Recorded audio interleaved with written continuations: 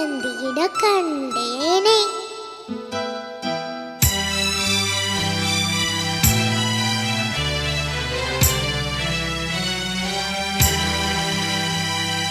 சிட்டுக்குருவி முத்தம் கொடுத்து செய்திட கண்டேனே.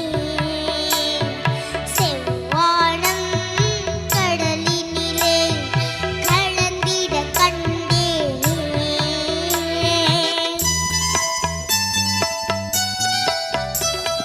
சிட்டுக்குருவி முத்தம் கொடுத்து செய்திட கண்டேனே.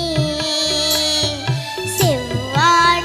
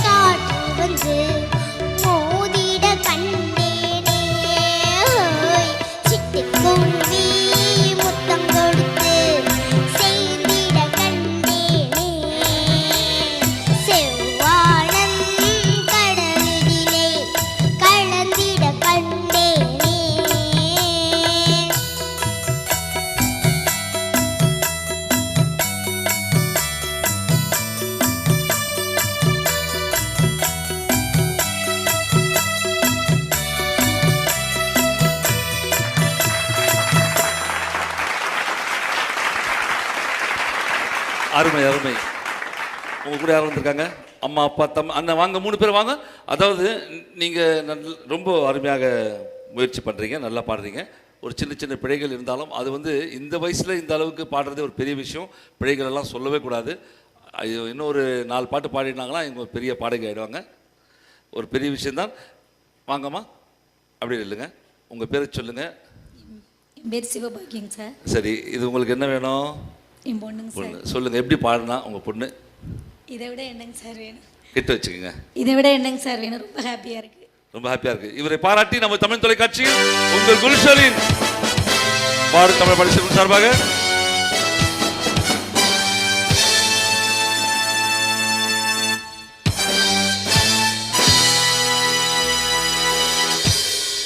உட்காருங்க.